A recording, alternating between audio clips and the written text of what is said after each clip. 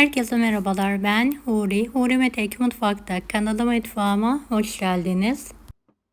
Kışlık patlıcan ve biber hazırlıyorum. Bahçeden topladığım patlıcanlarım var. Yıkadım, kabuklarını soyarak hemen hazırlıyorum.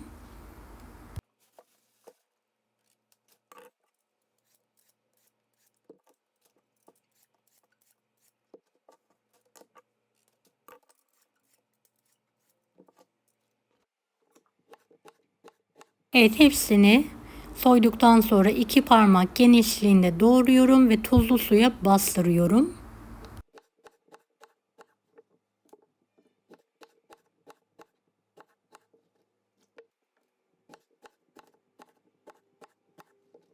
Emek verdiğim bu videoyu sevdiklerinizle paylaşarak bana destek olabilirsiniz.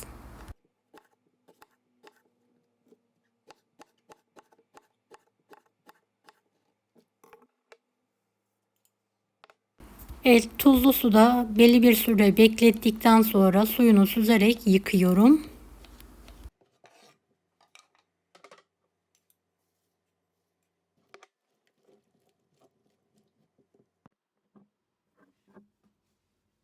Evet, kara suyu tamamen gitti. Fırın tepsilerine pay ediyorum.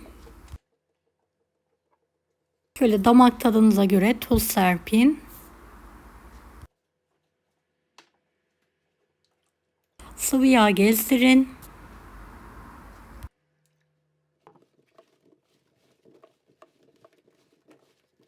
Şöyle karıştırarak harmanlıyorum.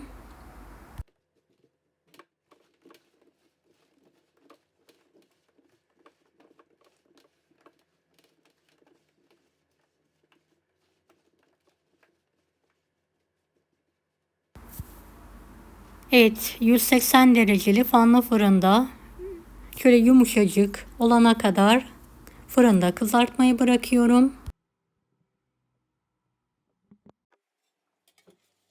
Evet, kızardı ve yumuşadı. Soğuduktan sonra buzdolabı poşetine pay ediyorum.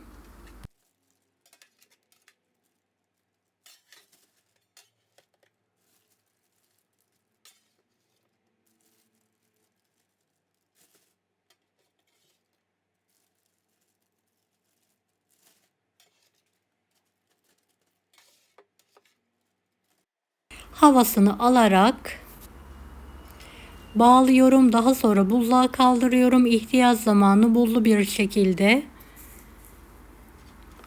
musakka olarak ya da daha farklı yemekler hazırlayarak kullanabilirsiniz.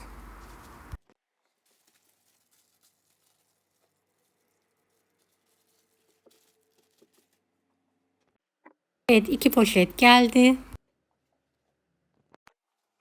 Evet, bir önceki videoda hazırladığım menemenlik sostan artan biberleri şöyle küçük kaplara pay ediyorum. Kış için yemeklerde kullanmak için.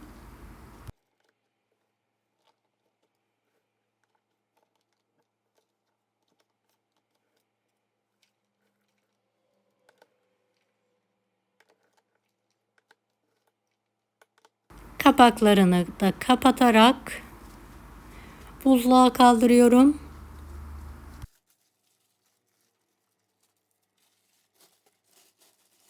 Beni hangi ülkeden veya şehirden izliyorsunuz merak ediyorum. Yoruma yazarsanız sevinirim.